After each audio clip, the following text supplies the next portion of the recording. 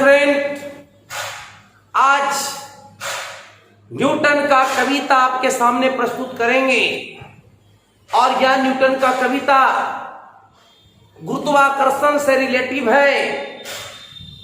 बच्चे लोग, आप जानते हैं कि दो पिंड जब एक दूसरे को अपनी ओर आकर्षित करती है तो दोनों वस्तुओं पर एक बल लगता है।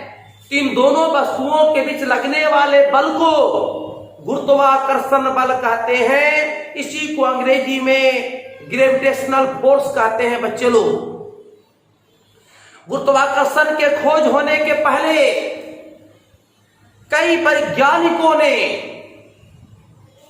यह विचार किया कि कोई भी वस्तु को ऊपर फेंकते तो नीचे ही क्यों गिरता है।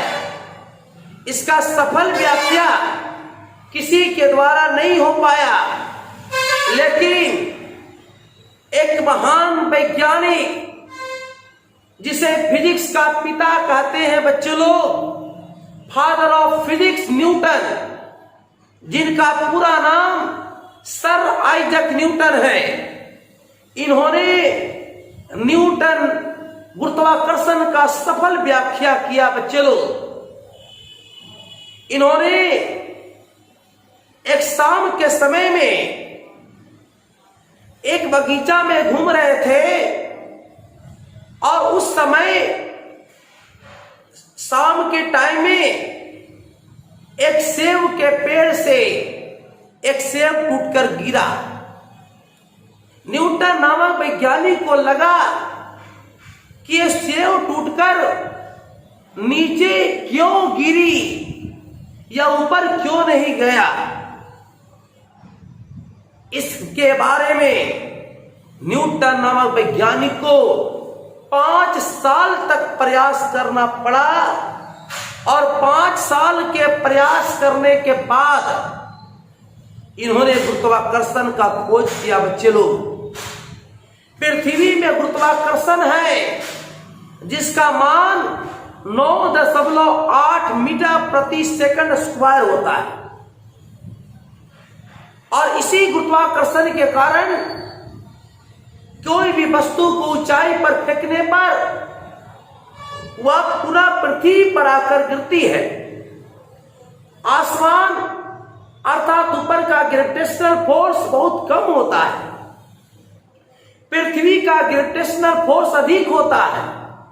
इसका ग्रेविटेशनल फोर्स अधिक रहने के कारण किसी भी वस्तु को ऊंचाई पर फेंकने पर वह पृथ्वी पर आकर ही गिरती है। बच्चे लोग, इसी पर एक कविता है जो आपके सामने हम प्रस्तुत कर रहे हैं। बच्चे लोग, इस कविता में न्यूटन का खोज गुरुत्वाकर्षण का खोज से रिलेटिव है और यह कविता बहुत सुंदर है। बच्चे लोग, इसीलिए आप इसको सुनने का प्रयास करेंगे और यह कविता है।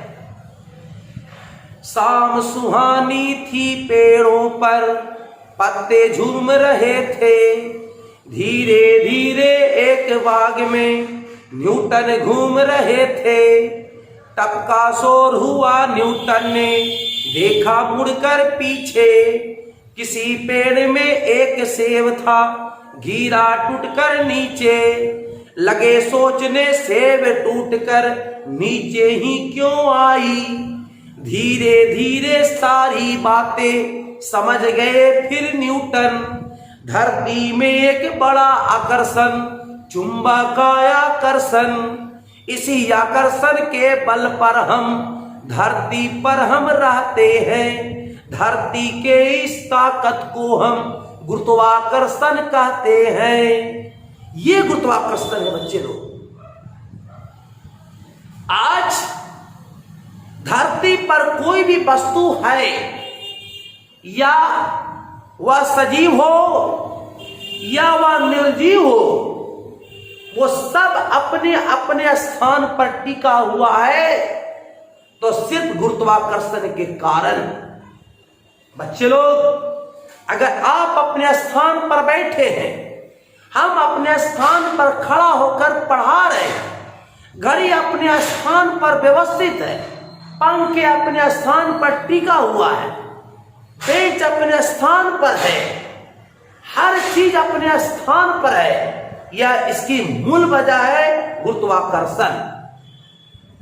गुरुत्वाकर्षण किसी वस्तु को एक बैलेंस देता है बच्चे लोग, ताकि वह उस स्थान पर टिका रहे। जिस दिन गुरुत्वाकर्षण समाप्त हो जाएगी, अर्थात पृथ्वी का गुरुत्वाकर्षण खत्म हो जाएगा, उस दिन पृथ्वी पर जितने भी वस्तुएं हैं वह सब चलायमान हो जाएंगे, कोई स्थिर नहीं रहेंगे, सब एक दूसरे से टकराना शुरू कर देगा। जीवन अस्त व्यस्त हो जाएगा, स्थल जल मरुभूमि सब एक हो जाएगा, बहुत बड़ा नुकसान हो जाता है। अर्थात मानव जीवन, जलीय जीवन, जंतु जीवन, वायु जीवन, ये सब समाप्त हो जाएगा। इसलिए गुरुत्वाकर्षण का हमारे जीवन में बहुत महत्वपूर्ण भूमिका होती है। बच्चे लोग, अगर कोई वैज्ञानिक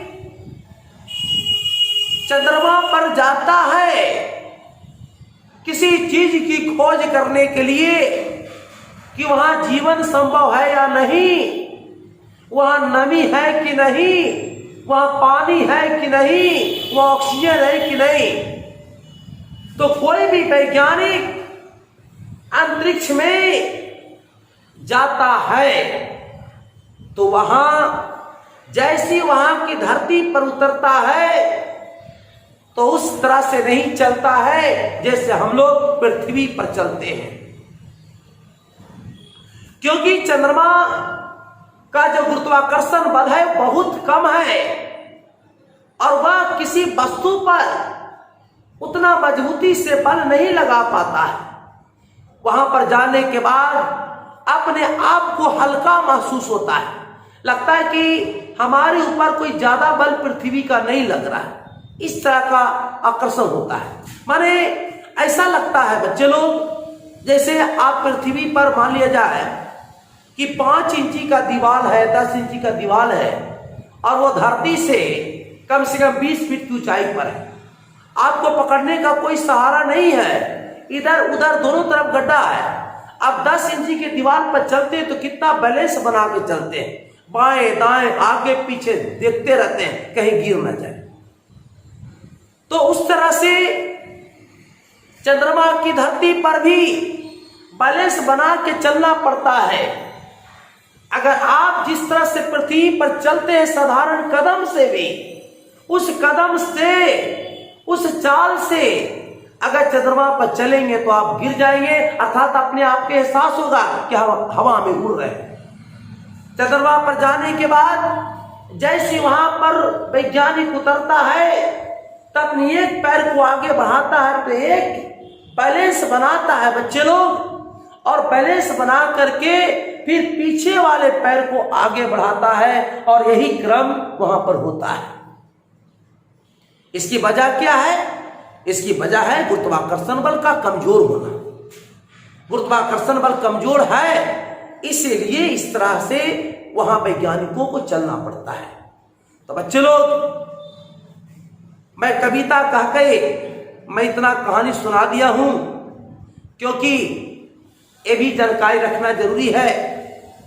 तो बच्चे लोग, इसके बाद मैं गुरुत्वाकर्षण से रिलेटिव हम व्यंजक साबित करेंगे, बहुत सारे क्वेश्चन आंसर होगा, कल न्यूमेरिकल वगैरह बताएंगे। तो बच्चे लोग, आज के लिए इतना ही।